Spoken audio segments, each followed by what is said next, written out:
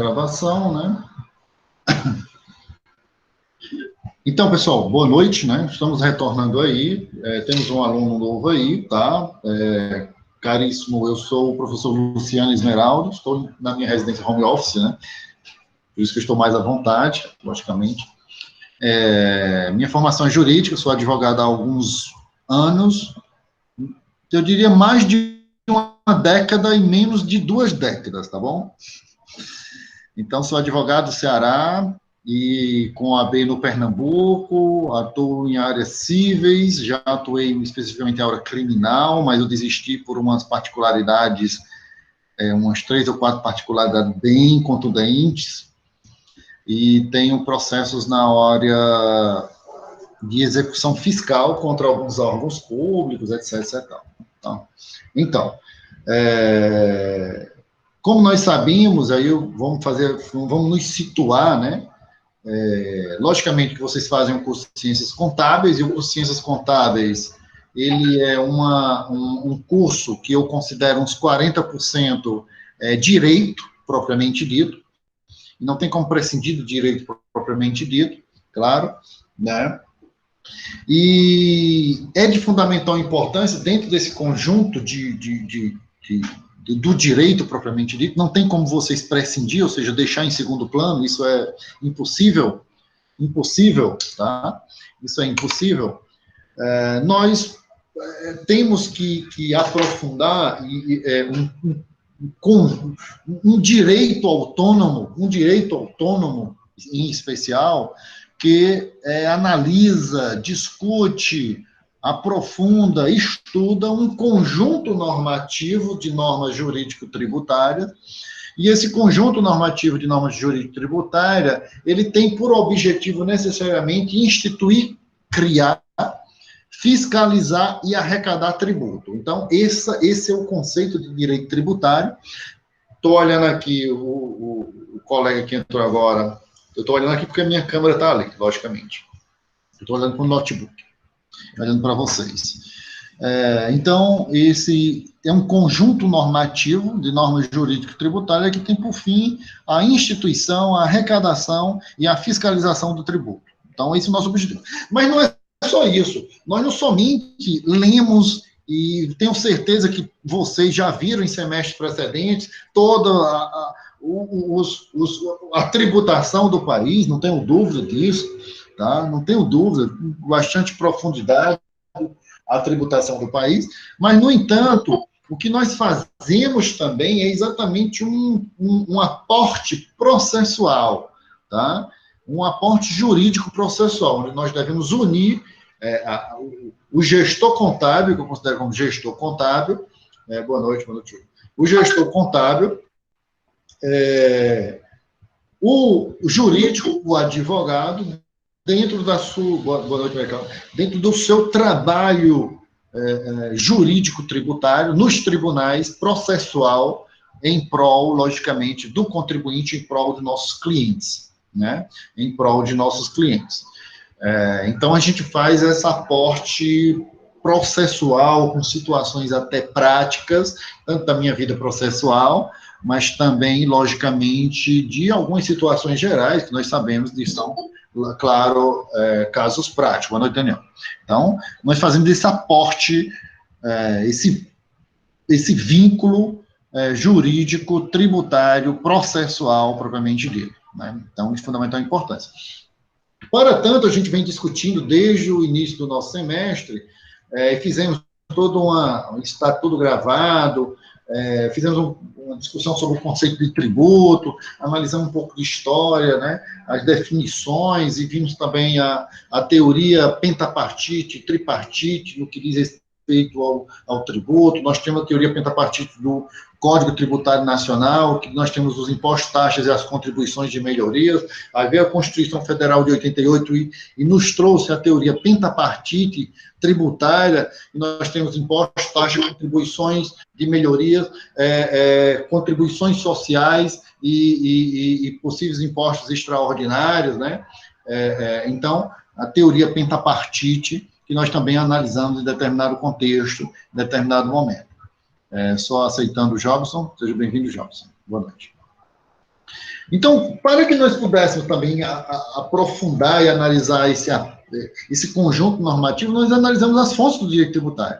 As fontes do direito tributário, extremamente importante, a maior a Constituição, e vimos todo um contexto de fontes do direito tributário, certo? No entanto, também logo em seguida a gente analisou, está gravado, o colega que entrou hoje, nós vimos também a necessidade de nós aprofundarmos e estudarmos que este ente da federação, e o município, estado e união, ele não pode ir de forma voraz em cima do patrimônio do contribuinte, nem entre os entes da federação, que não é permitido. Para tanto, nós estudamos, claro, as limitações do poder tributário. Então, há limitações entre os entes da federação que impedem esse estado voraz em cima do patrimônio do contribuinte. Logo em seguida, as limitações do poder limitações do poder tributar, certo? Nós vimos, e aí, seguindo, claro, eu não poderia deixar de falar, né, caros colegas, e o Rudinei, que entrou hoje, né, não poderia deixar de falar, logicamente, só onde está no momento solamente. E eu não poderia deixar de falar, pessoal, da linha do tempo do professor Sabá, logicamente. Então, nós temos a relação jurídico-tributária, que é a linha do tempo definida pelo nosso professor Sabá, certo? E tudo isso que nós vimos acaba se enquadrando em uma situação pontual que é chamada hipótese de incidência. Nós aprofundamos a hipótese de incidência. A hipótese de incidência é apenas a existência no mundo normativo da lei propriamente dito. Nós não temos ainda a incidência tributária, da cobrança do tributo, mas é a existência no mundo jurídico de uma possibilidade jurídica tributária. Hipótese de incidência. Certo? Logo em seguida, nós analisamos também no nosso conteúdo programático, que está gravado, colega Rudinei e demais colegas, que para que nós tenhamos de forma efetiva o início da exigibilidade do tributo pelo fisco, nós temos que ter nós precisamos que aconteça uma situação, uma condição, certo? Que vai vincular o sujeito ativo, que é o fisco, ao sujeito passivo, que é o contribuinte, que é, logicamente, uma situação que vai fazer gerar esse vínculo, essa obrigação tributária. Então, é o fato gerador da obrigação tributária, que a gente já estudou, aprofundou, certo? E adentramos também, logo em seguida, nas obrigações tributárias propriamente dita, e aí a gente analisou a obrigação principal, a obrigação acessória, suas particularidades. Não vou tecer detalhes, está gravado, porque senão a gente vai ter aí, logicamente, né, vocês sabem, que demanda todo um tempo para a gente, mas só estou apenas pontuando, claro, né? E vimos todos um aprofundamento em cima das obrigações tributárias, do fato gerador da obrigação tributária, né? Nesse momento, nós já temos, na linha do tempo do professor Sabá, depois da hipótese de incidência, logicamente, nós temos, logo em seguida, o fato gerador. Nós temos uma obrigação tributária que vincula o sujeito ativo ao sujeito passivo. Nós estamos exatamente no momento de uma análise de 3 grandes institutos, que nós fizemos isso na aula anterior, que é a elisão fiscal tributária, que é um planejamento tributário, a possibilidade de você utilizar os mecanismos contábeis para que a sua empresa pague menos tributo, a elisão fiscal, logicamente. Tá? Víamos todo um desdobramento em cima da alusão fiscal. A alusão fiscal é uma situação que é considerada ilícita de uma manipulação contratual, que tem um viés necessariamente ilícito, certo? Que visa pagar menos tributo, mas usando de artimanhas para que não pague tributos.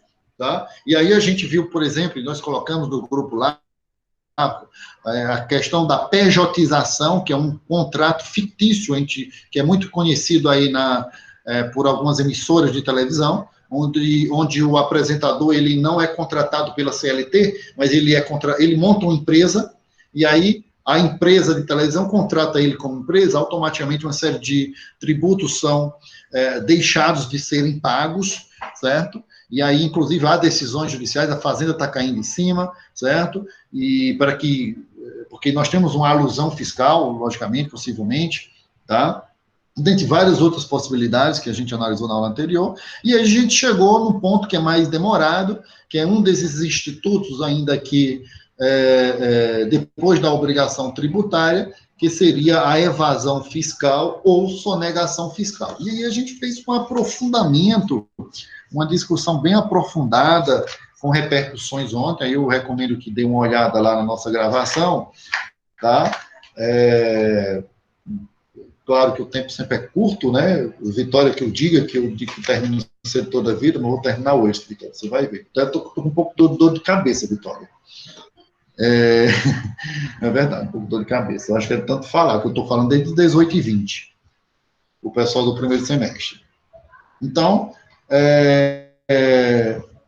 nós estamos vendo esse instituto, né, da evasão fiscal ou sonegação fiscal, que tem uma legislação específica, a Lei 8.137 de 90, que nós estamos nesse momento aqui, desses institutos, analisando ainda o sujeito ativo e o sujeito passivo, para que, na linha do tempo do professor Sabá, a gente vá para a constituição definitiva do crédito tributário, com o lançamento, que serão as cenas dos próximos capítulos. Certo? Aí a gente já adentra em toda uma questão também processual. Lógico que nós não podemos deixar de falar de evasão fiscal ou sonegação fiscal sem falar, claro, desses crimes, propriamente dito, evasão fiscal e sonegação fiscal, sem falar necessariamente de questões processuais. É inevitável, absolutamente inevitável, logicamente, tá? Logicamente inevitável. Somente recapitulando, eu vou imprimir essa linha do tempo. Ei, Vitória, ela está no Milhão Digital, Vitória.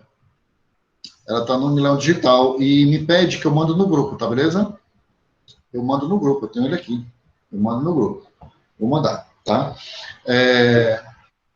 Fica até melhor, você baixa lá. Eu gosto, tá? Tem outros autores que trazem, mas ele traz dentro de uma visão bastante interessante, tá? Então, eu vou trazer aqui para vocês somente para lembrar a vocês, mas nós vamos dar uma passadinha, porque eu não vou, pelo amor de Deus, pessoal, eu não posso, né, falar tudo que eu falei ontem, não no mesmo sentido, lógico, né? Eu vou apenas pegar do ponto que eu parei do artigo 83, da lei 9.430, certo? Eu falei da lei 9.430 ontem, eu vou falar novamente, vou pegar dela, e aí a gente vai discutir. Eu vou apenas lembrar aqui para vocês da questão da sonegação fiscal e da evasão, que é a evasão fiscal, a lei 8.137 de 90, Lei 8.137 de 90, onde ela traz aqui, capitulado, os crimes contra a ordem tributária. Ele define os crimes contra a ordem tributária econômica e contra as relações de consumo, conforme vocês estão vendo aí. E aí a gente fez toda uma análise, pessoal. Vocês viram ontem, do artigo 1º, que trata dos crimes contra a ordem tributária, e a gente verificou que omitir informação ou prestação de declaração falsa, fraudar a fiscalização, falsificar ou alterar nota fiscal, elaborar, distribuir, fornecer, emitir, utilizar documento que saiba ser falso ou inexato, negar ou deixar de fornecer quando obrigatório, notas fiscais, isso nós temos uma pena de reclusão de 2 a 5 anos. Certo? Nós fizemos essa análise de 2 a 5 anos, expliquei as possibilidades de ter os benefícios criminais, isso leva para a cadeia, tá? Isso leva para a cadeia, certo? Vimos em seguida o artigo 2º dessa mesma lei, que trata dos crimes também da mesma natureza, fazer declaração falsa, omitir declaração sobre rendas. Aí eu falei que nesse ponto aqui se enquadra o imposto de renda, tá? E eu falei mais ainda, eu até falei no grupo hoje com o Roberto, acho que foi o Roberto, né? Que é necessário para esses crimes que tenhamos o chamado dolo. tem que ter o dolo, o ânimos, certo? A vontade, o desejo de cometer o crime, certo? Se não há o dolo, se há apenas uma culpa, uma imprudência, uma negligência, uma imperícia, não está caracterizado esse crime.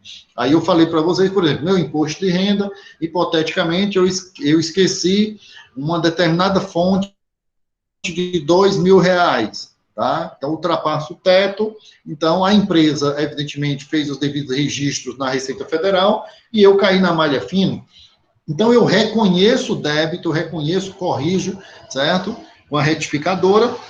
Então, por quê? Porque eu fui, talvez, imprudente, né? Não soube manusear, não tive a atenção devida, então não tive culpa de fraudar o fisco. Então, eu não tive culpa, então a culpa não é punível dentro dos crimes tributários. Você tem que ter o dolo. Para estes crimes tributários, tem que ter o dolo, tem que ter a intenção de realmente cometer o crime ou delito, né?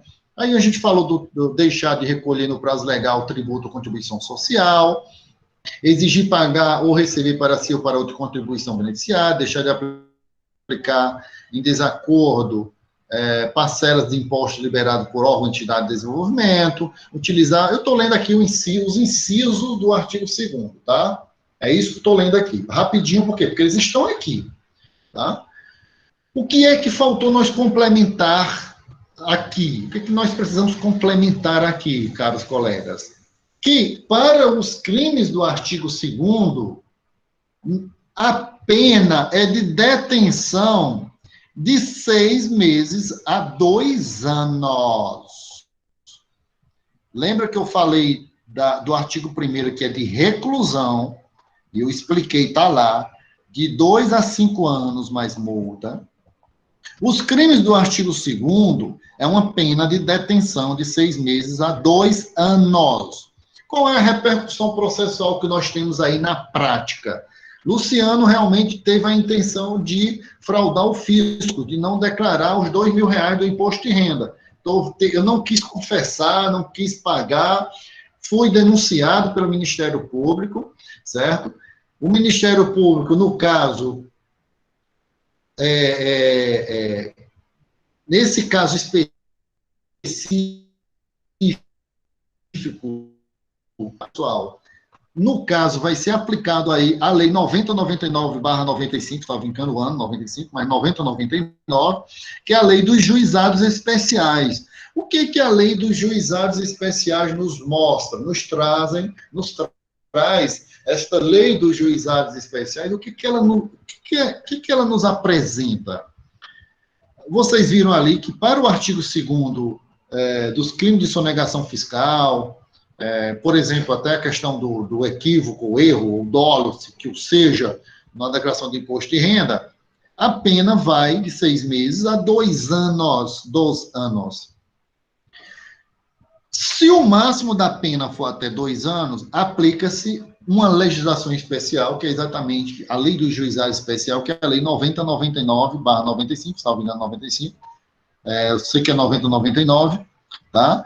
E essa lei diz que os crimes cuja pena máxima não ultrapasse 2 anos terão um rito especial, certo? E esse rito especial não levará à cadeia. O Ministério Público vai propor a chamada transação penal. É um crime tributário? Mas vai ser proposto uma transação penal. Esse é o termo técnico jurídico. Essa transação penal poderá ser, por exemplo, pagar cestas a alguma entidade, trabalhar em algum horário em alguma instituição pública, seja lá o que for. Vai ser uma cestas básicas. Será uma chamada pena alternativa. Nessa pena alternativa, depois do cumprimento dela, ele se tornará réu primário. Ele continua sendo réu primário nesses crimes do juizado especial, tá bom, pessoal? Extremamente importante. Não sei se foi aqui que me perguntaram, ou foi lá no primeiro semestre, nem lembro. Foi trabalhos voluntários, exatamente, Júnior. Trabalhos voluntários, show de bola, certo? Sua contribuição foi fundamental, né? Trabalhos voluntários, certo? Então, é aplicado isso, mas é porque ele quer? Não, porque tem uma lei, certo? Uma lei a Lei 90/99, e ela se enquadra nesse artigo 2º dos crimes de sonegação fiscal, que é a Lei 8137/90. Então, faltou esse aporte dentro dessa legislação final do artigo 2º. Os outros artigos da Lei 8137/90 tratam de algumas particularidades, etc. Tal, mas as exceções que podem levar a punições e até aquela particularidade que eu falei para vocês de não levar à prisão, etc. e tal, vocês lembram, está lá nas nossas gravações, né? Que trata exatamente disso, né? Que possibilitam a não prisão deste nosso cliente, desse nosso contribuinte. É de fundamental importância, pessoal, e aí eu vou recordar para vocês aí, aí o colega Rodinei que entrou depois, mas vocês vão lembrar, bem rapidamente, o cliente chega, diz que houve o crime é o do primeiro, por exemplo, ele falsificou nota fiscal, isso quer dizer que a pena pode levar 5 anos de reclusão, e aí vocês vão firmar um contrato primeiro, você já sabe que ele não vai ser preso, não vai dizer, não houve denúncia do Ministério Público, etc. e tal, tá? Ainda, né, nem foi recebido a denúncia, tá? Então, firmando esse contrato, aí vocês vão chamar o jurídico e vão dar os encaminhamentos, vão pedir um parcelamento desse tributo devido, né? E aí vocês sabem que ele não vai para a cadeia, né? Logicamente. E isso, logicamente, que nós vimos lá no artigo 83, e aí eu vou apenas recapitular aqui para vocês, o artigo 83 da Lei 9430, que eu falei para vocês, a Lei 9430, e essa Lei 9430, ela mostra aqui para a gente o seguinte, só um aporte final dessa lei que eu falei na aula anterior, tá, pessoal? Eu preciso somente fechar ela aqui. É exatamente onde a gente parou ontem, tá? Exatamente onde nós paramos ontem. Tá? Só aparecendo aí.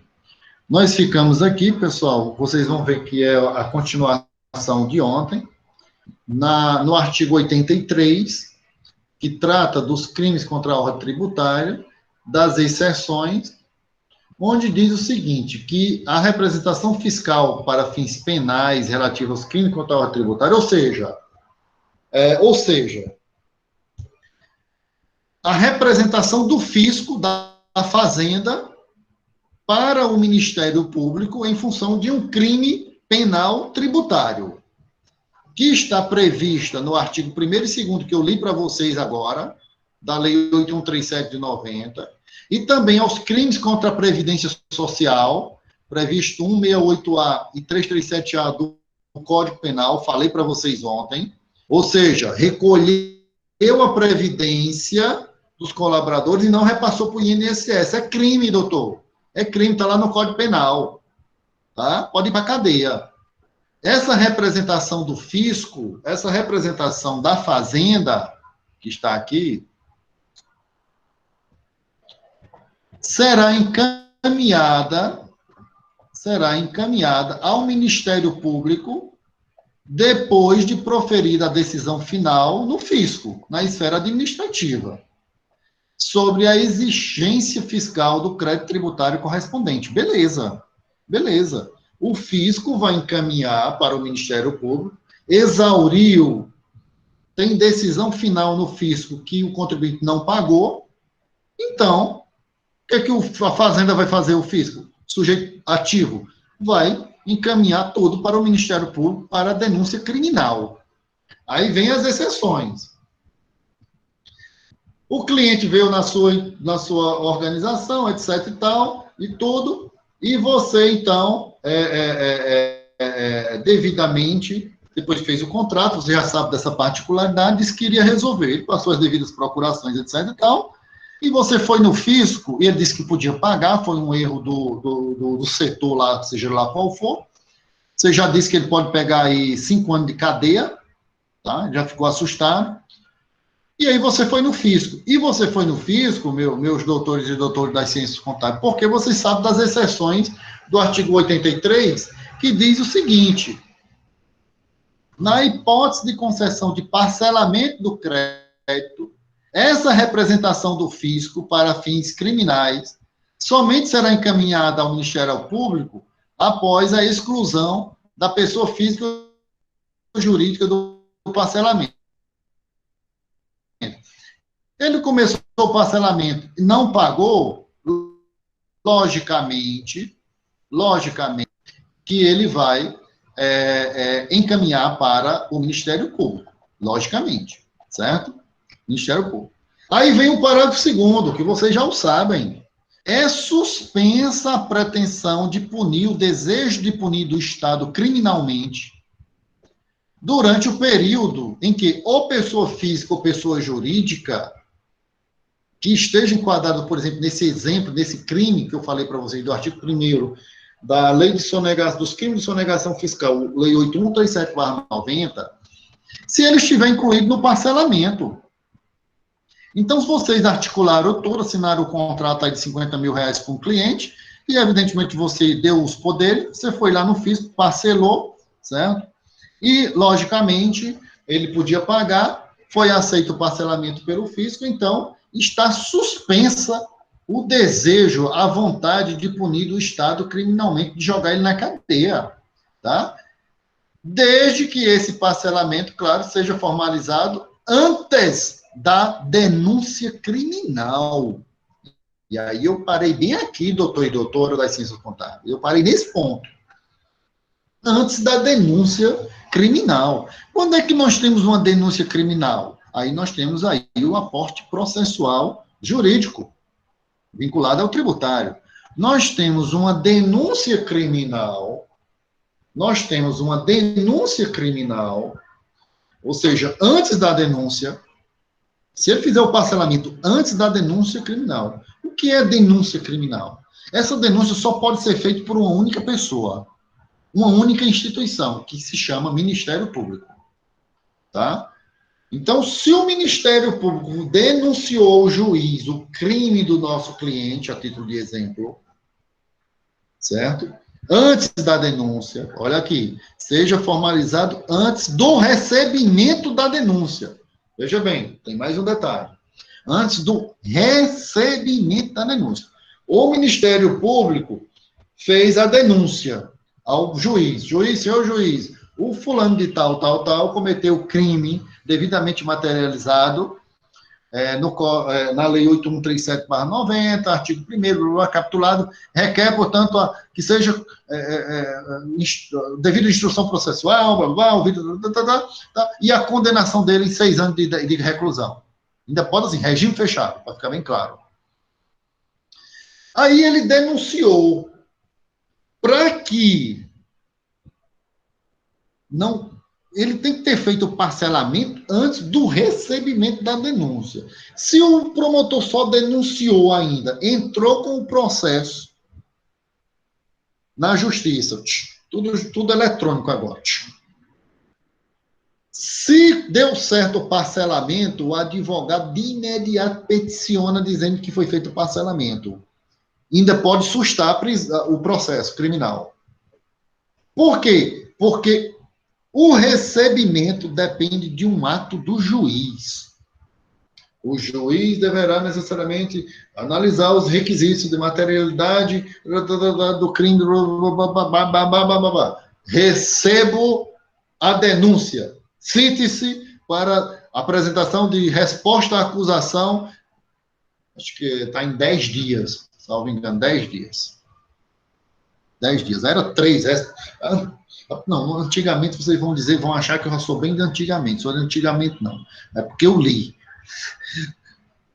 Eu li que antigamente era alegações finais, defesa prévia em 3 dias. Eu li que antigamente, antes da mudança do Código Penal, processual penal, o juiz dizia assim: recebo a denúncia, cite-se o réu para apresentar a defesa prévia em 3 dias. Mas eu li, pessoal, isso era antigamente. Hoje em dia diz o seguinte: receba a denúncia, cite-se o réu para apresentar resposta à acusação 10 dias. Então, 10 dias. Acho que é isso, 10 dias. É porque eu deixei o criminal, é complicado, no criminal acular, que teve umas ameaças acular. Ninguém ouviu. Pronto. Então, é o seguinte. Então, 10 dias. Beleza. Se o juiz recebeu PT, saudações, bora gastar dinheiro, senhor contribuinte, com defesa na instrução processual. Se for condenado, recorrer para a segunda instância, protesto, excelência. Isto é uma discriminação ao idoso. Eita, quem foi esse daqui para me baixar a ponta agora? Tô brincando. Então, então é o seguinte, do recebimento, a lei é clara, doutor. A lei é clara, eu vou mostrar aqui de novo para vocês. Aí, minhas queridas e meus queridos, a gente lê a legislação e não entende. Não entende, mas isso é normal. Porque são situações processuais jurídicas, tá? É por isso eu até entendo que quando a coordenação fez todo esse processo de seleção em 2019 para disciplina de direito tributário, e eles queriam um professor que tivesse atuação como advogado, tá? Porque alguns contadores já ministraram essa disciplina, e quando você chega aqui, tem que ser formalizado antes do recebimento da denúncia criminal, aí você tem que explicar a parte processual, e é prática processual, pessoal. Você tem que saber a prática processual, e aí eu já tive muitos processos criminais também, o rito é o mesmo, tá? Que esse recebimento é o recebimento do juiz, sem medo de errar. Se eu tiver errado, mande minhas contas. Sem medo de errar. Recebimento da denúncia criminal, só quem pode denunciar é o promotor de justiça e só quem pode receber é o juiz, somente. Tá? E aí vamos para o parágrafo 3º. A prescrição criminal que também corre nesse período, ela está suspensa, certo? Então está suspensa. E aí, minhas queridas e meus queridos, eu chego aqui, olha só, no parágrafo 4º, que eu não falei ontem, diz o seguinte: extingue-se, peraí, deixa eu olhar aqui porque ninguém está vendo aqui, como diz Roberto, são os idosos. Eu um caba novo desse falando para vocês, Roberto, deixa eu te conversa, rapaz. Extingue-se a punibilidade nos crimes referidos na cabeça. Quais são os crimes da cabeça, do caput? São os parágrafos, os artigos 1º e 2º da Lei 8137/90, que vocês já estão chateados de ouvir esse negócio. Estão chateados de ouvir isso. Cansado já. Mas vocês vão ouvir isso direto. E extingue-se a pena, a punição desses crimes quando a pessoa física ou pessoa jurídica relacionada com a agente efetuar o pagamento integral dos débitos oriundos de tributos, inclusive acessórios, que tiverem sido objeto de concessão de parcelamento. O que é isso, doutor e doutora? O que é isso? Pagou o parcelamento, o caba tem dinheiro, pagou todo. Parcela se quiser, se ele pagar todo, beleza. Pagar em 2 vezes, parcelar em 2 vezes, doutor. Vamos parcelar em 2, tá? 2 de 200 mil reais, hipoteticamente. Pagou o parcelamento, extinguiu o processo criminal. Está extinta a punibilidade do Estado. O Estado não... O fisco não quer te botar na cadeia, não, meu cliente. Claro que tu não vai dizer isso para ele, meu amigo. Só depois que tu movimentar a máquina da fazenda, a máquina judiciária, firmar o contrato, etc e tal, aí o fisco não tem interesse que tu vá para cadeia, não, macho. Que isso? Ele quer que tu pague, ele quer que tu ele quer arrecadar. É claro, eu não vou nem fazer uma digressão que eu estou analisando lá com o pessoal do 1º semestre, o Mário Vitor estiver aí sabe disso, quando a gente fala aí da teoria pura do direito de Hans Kelsen, justificando a positivação do direito, uma norma implica uma sanção, isso é inibidora de possíveis práticas delituosas, blá, blá, blá, blá, blá, blá. Aí está aprofundando isso lá. O físico é nosso sócio, eita, é nosso sócio. Depende, Tiago. Oi, Roberto. Esse parcelamento que o senhor considera aí pago, né? Paga na primeira parcela, é? Ou o parcelamento todo? Não, tudo, Roberto, pelo amor dos céus, é tudo. O parcelamento. No final, quando pagou tudo, o advogado do seu escritório de contabilidade, junto com o seu cliente, pagou, ó, aí você vai lá e diz, ó, temos aqui que prática processual, viu, Robertão, e meus coleguinhas aí. Tá lá, parcelou em 5. Ele já tinha um contratozinho lá, pagou à vista lá, 15 mil conto ao teu escritório. Chegou lá, ó, meu cliente, ó, vem aqui, ó. Tem que peticionar para o juiz dizendo que foi.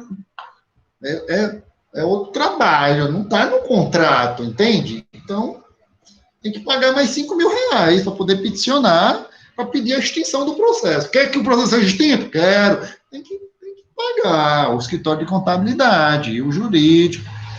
Né? E aí você coloca no seu contrato que é para providenciar junto ao fisco a parte inicial, etc. e tal. E tem cautela nos contratos também. Não vamos fazer um contrato para resolver o céu, a terra e o inferno, não. Pelo amor de Deus.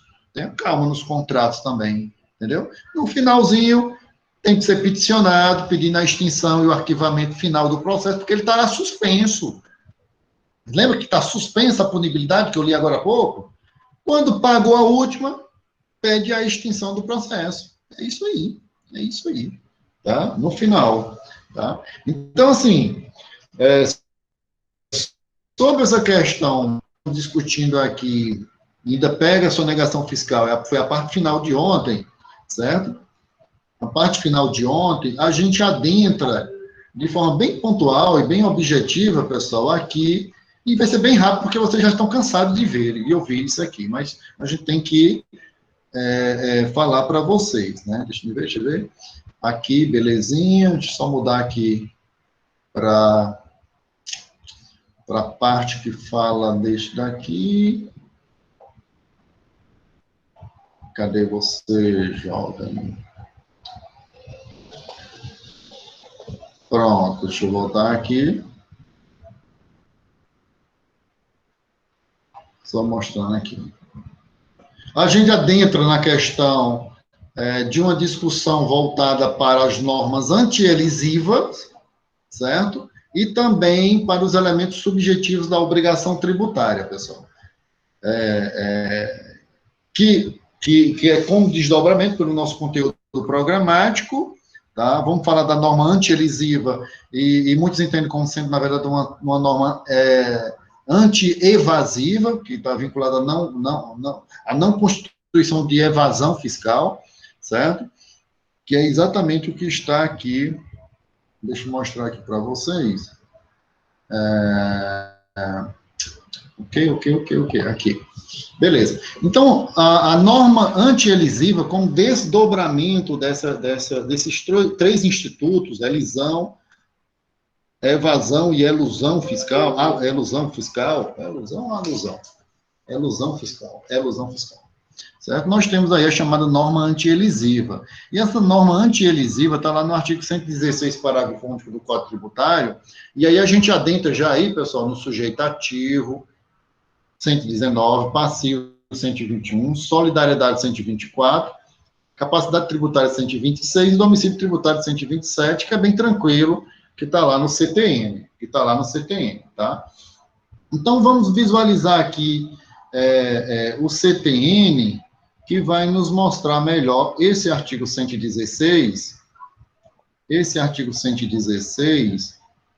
que fala, que ele está, inclusive, incluído dentro do fato gerador da obrigação tributária, que ele diz o seguinte, pessoal, que ele é considerado uma norma anti-elisiva, e nós vamos compreender agora. O artigo 116... Não, pera, 116? Peraí, deixa eu ver se eu anotei correto aqui. 116, parágrafo único do CTN. 116, parágrafo único do CTN. E aqui nós temos aqui, pessoal. O 116 fala, logicamente, sobre o fato gerador da obrigação tributária, tá? E, logicamente, ele diz que a autoridade administrativa poderá desconsiderar atos ou negócios jurídicos praticados com a finalidade de dissimular a ocorrência do fato gerador do tributo ou a natureza dos elementos constitutivos da obrigação tributária, observados os procedimentos a serem estabelecidos em lei ordinária. Ou seja, é um privilégio do fisco, é uma garantia e um privilégio do fisco. Ele pode desconsiderar quaisquer negócios jurídicos que ele tenha a verificação ou um prenúncio de que houve uma fraude, uma manipulação. Ele poderá desconsiderar e automaticamente considerar a origem, certo? Como, por exemplo, vamos citar um exemplo. Se o fisco entender que você, hipoteticamente, utilizou de fraude para se beneficiar numa redução tributária, por exemplo, você mudou a sede da empresa, por exemplo, para pagar um tributo menor, como se fosse uma prática de planejamento tributário, de elisão, mas ficar caracterizado, ficar provado que, na verdade, foi uma prática fraudulenta.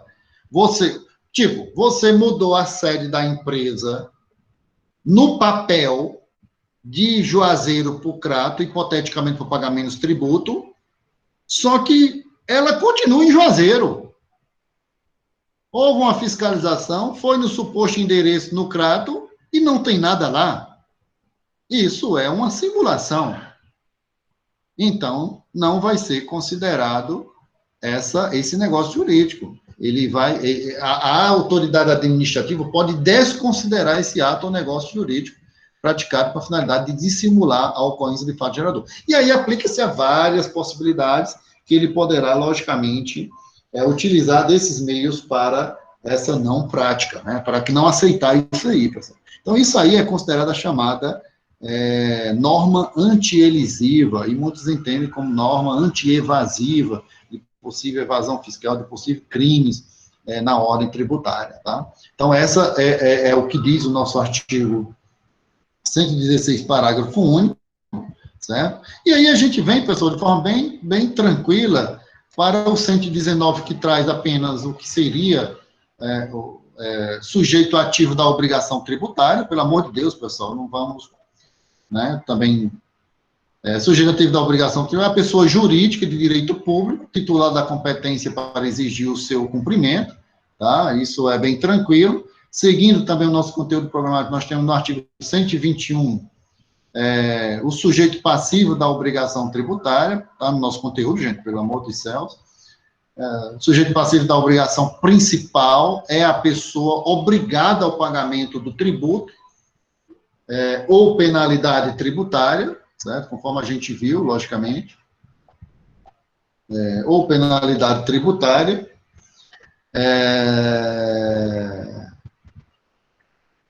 Sujeito passivo da obrigação principal, é porque teve um barulhozinho aqui, eu pensei que era alguma pergunta ali, uma colocação.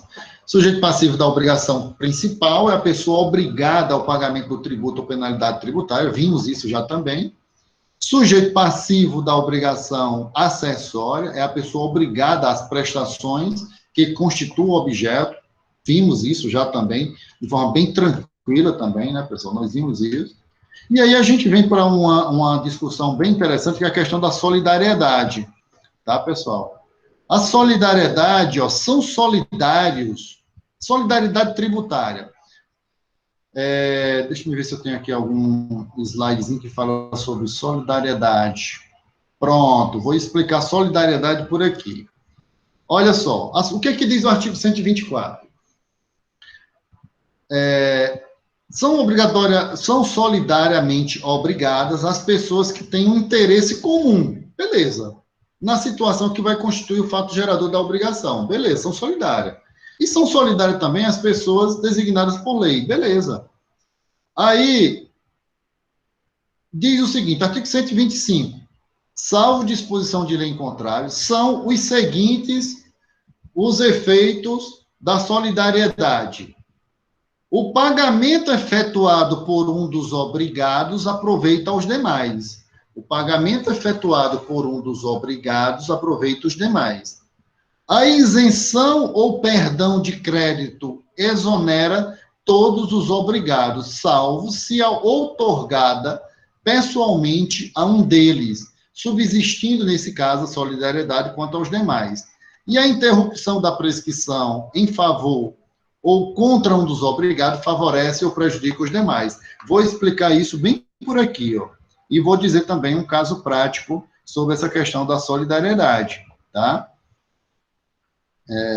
Vou projetar isso aqui e vou dizer um caso prático para a gente entender a solidariedade tributária, tá? Então, veja bem, pessoal, a solidariedade tributária diz aqui, solamente, just a moment, please, ok, tá. Pronto. A solidariedade tributária, deixa eu mostrar aqui para vocês. O que é que diz a lei lá da solidariedade tributária?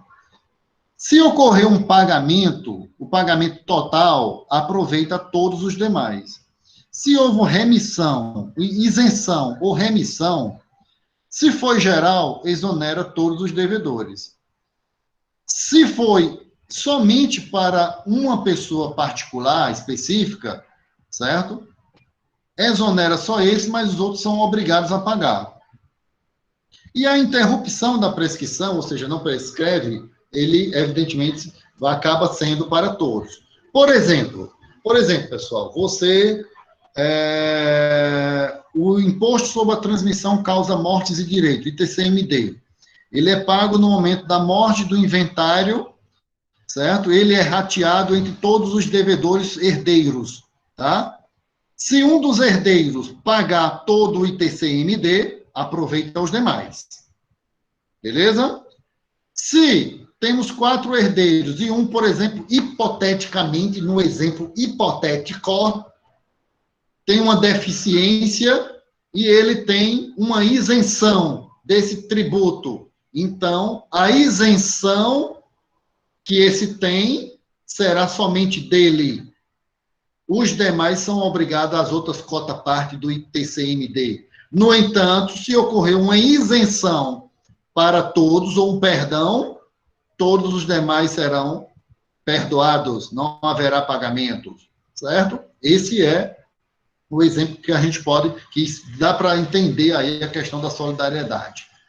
O exemplo de ITCMD, Imposto sobre a Transmissão Causa Morte, que é quando do inventário, certo? Ou judicial ou administrativo, tá? Estou fazendo, inclusive, um agora em Juazeiro do Norte, estou só pegando a documentação, será administrativo em cartório, tá?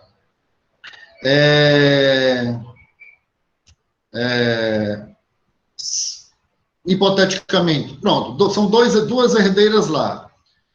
Se uma pagar todo o ITCMD, aproveita para outra e para todos os demais. 2 não, são 3, porque tem a viúva.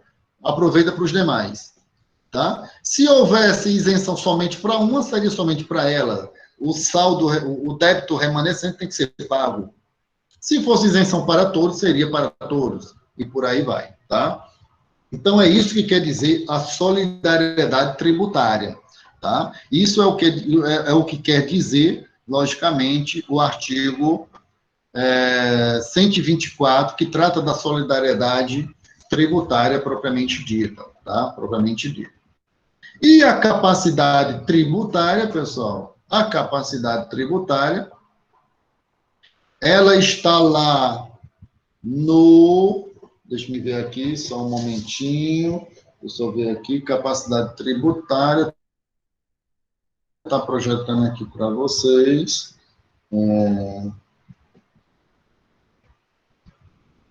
Deixa eu ver, vai aparecer aí para você, pessoal.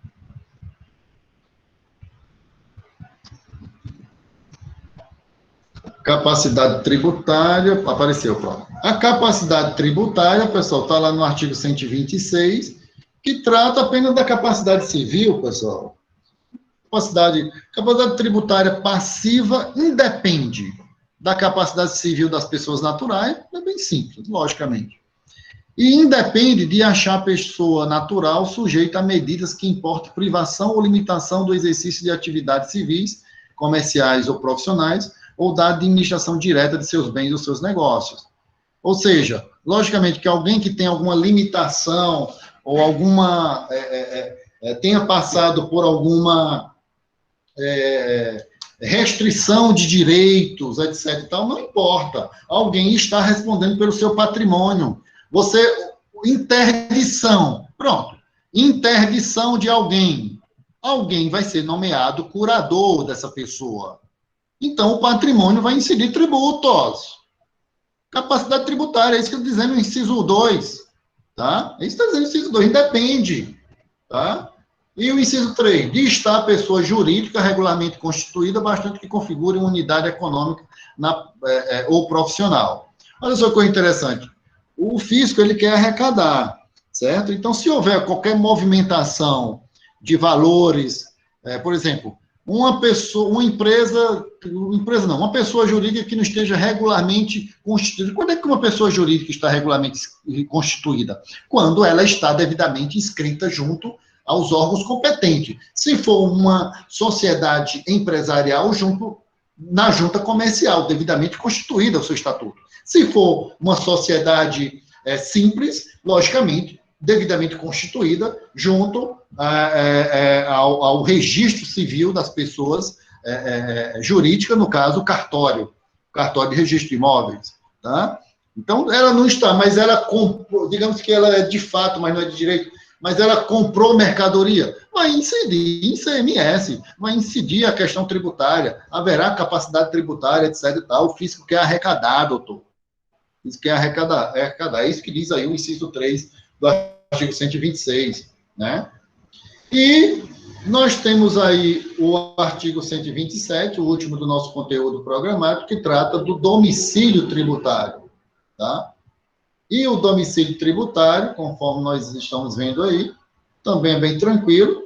Ele trata que, vocês sabem que tem que ter um domicílio tributário, tem que ser isso devidamente definido junto ao fisco, né? Quem já atua na área tributária sabe disso, né?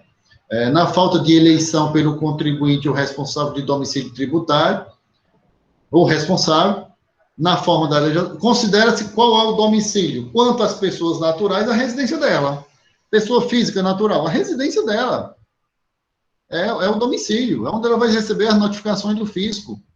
Ou, por exemplo, meu imposto de renda, meu endereço aqui, nesse endereço, é onde eu recebo notificação. Apesar que quando eu caio na malha, que não é que eu caia na malha, né? Não é que eu venho cair na malha, nem cair na malha ultimamente, só um acular, né? Então, antes de eu ser notificado, eu me notifico. Eu entro pela minha assinatura digital, como advogado, eu entro no fisco e eu mesmo emito a notificação contra mim mesmo e levo lá a comprovação da documentação, né? Eu prefiro assim do que receber aqui, tá? O ITCMD tem isenção por herdeiro de 7 mil FIIs. E a gente teria que ver, viu, Carice? Quem foi que perguntou? A gente teria que ver exatamente a legislação que trata especificamente do ITCMD. Tá? Que foi que perguntou. Foi Roberto, eu não saberia. Vou dar uma pesquisada para a gente dar uma olhada, viu, meu querido? Não recordo exatamente desses percentuais aí, específico da isenção do herdeiro de 7 mil FIIs-CE. Certo? Belezinha? Vou dar uma pesquisada, viu, Roberto? Não recordo agora, de momento, assim, para ti. Belezinha? E também o domicílio, quanto às pessoas jurídicas de direito privado, seria, logicamente, ou as firmas de o lugar de sua sede da empresa. O lugar da sede, logicamente, da empresa, é onde seria o domicílio tributário, onde vai receber as notificações do fisco, etc. e tal. Certo? E quanto às pessoas de direito público, quando qualquer de suas repartições no território da entidade tributária. Pessoa jurídica de direito público, qualquer local onde tiver, evidentemente, uma repartição pública necessariamente para isso. Então, bem tranquilo. Pessoa física natural, a casa dela, a residência, ou o local habitual. Pessoa jurídica de direito privado ou firmas individuais, lugar da sede. Pessoa jurídica de direito público, instituições públicas, logicamente, é o local onde ele tiver as suas devidas repartições propriamente dita. Então, isso seria o domicílio tributário dentro do nosso conteúdo, certo? E na próxima aula nós vamos ver a questão da suspensão do crédito tributário dentro do crédito tributário e lançamento e suspensão do crédito tributário propriamente dito. Eu já estou até pegando isso aqui, só para me dar uma verificada, porque como é tão específico, Roberto, eu vou dar uma verificada aqui. Vou interromper aqui.